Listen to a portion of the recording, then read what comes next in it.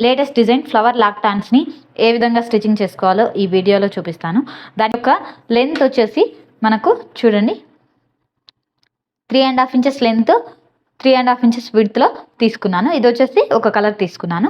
Soft క్లాత్లో వచ్చేసి 3 pieces తీసుకున్నానండి.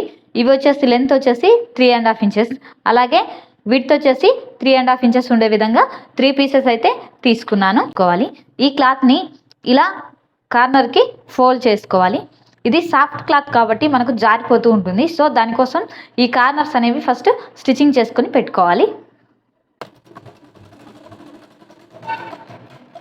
ఈ విధంగా స్టిచ్చింగ్ చేసుకున్న తర్వాత మళ్ళీ మనము చూడండి ఈ క్లాత్ని వచ్చేసి ఇలా సెంటర్కి ఇలా ఫోల్డ్ చేసుకోవాలి ఒక పెటల్ మాదిరిగా. తర్వాత ఈ కార్నర్ని ఇలా ఫోల్డ్ చేసుకోవాలి. ఈ విధంగా పెట్టుకొని అన్నీ కూడా స్టిచ్చింగ్ అనేది చేసుకోవాలి. ఇలా స్టిచ్చింగ్ చేసుకోవాలి. ఇలా స్టిచ్చింగ్ చేసుకున్న తర్వాత మళ్ళీ దీన్ని ఇలా ఫోల్డ్ చేసుకొని ఇలా క్రాస్గా స్టిచ్చింగ్ అనేది చేసుకోవాలి. మొత్తం 3 పీసెస్ కూడా ఈ విధంగా ఫోల్డ్ చేసుకుని స్టిచ్చింగ్ చేసుకున్న తర్వాత ఈ ఎక్స్ట్రా క్లాత్ని కటింగ్ చేసుకోవాలి.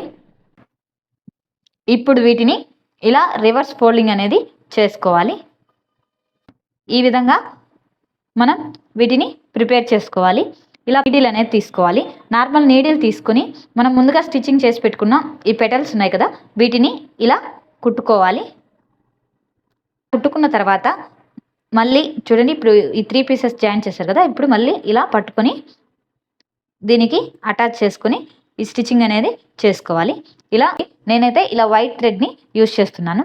ఇలా ఈ థ్రెడ్ని కూడా దీని లోపల పెట్టుకొని ఈ నార్మల్ నీడిల్తో స్టిచ్చింగ్ అనేది చేసుకోవాలి.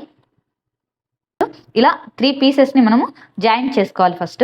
ఈ విధంగా జాయింట్ చేసుకున్న తర్వాత మనం ఇంకొక కలర్ క్లాత్ తీసుకున్నాం కదా, దీన్ని వచ్చేసి ఇలా క్రాస్గా ఫోల్డ్ చేసుకొని కార్నర్స్ అనేవి స్టిచ్చింగ్ చేసుకోవాలి. ఈ హ్యాంగింగ్ ఉంది కదా, ఈ హ్యాంగింగ్ తీసుకోవాలి. దీనికి ఇలా పెట్టుకోవాలి. ఇలా కొంచెం డిస్టెన్స్లో అయినా పెట్టుకోవచ్చు. ఇలా పెట్టుకొని ఇప్పుడు దీన్ని ఇలా ఫోల్డ్ చేసుకొని చూడుకొని పైకి స్టిచ్చింగ్ అనేది చేసుకోవాలి. ఇలా క్రాస్గా చూడండి ఈ విధంగా స్టిచ్చింగ్ అనేది చేసుకోవాలి. ఇప్పుడు దీన్ని ఇలా రిటర్న్ ఫోల్డ్ చేసుకోవాలి. రిటర్న్ ఫోల్డ్ చేసుకుంటే మనకు వచ్చేసి ఈ టాజల్ ఈ విధంగా వస్తుంది. ఇప్పుడు ఇలా బ్యాక్ సైడ్ తీసుకొని ఈ 3 ఉన్నాయి కదా, ఈ 3 కదలకుండా ఇలా నార్మల్ నీడిల్తో స్టిచ్చింగ్ అనేది చేసుకోవాలి. ఫుల్ వీడియో కావాలంటే లింక్ వచ్చేసి డిస్క్రిప్షన్లో ఉంటుంది, వెళ్ళి చెక్అవుట్ చేసుకోండి. Thank you so much.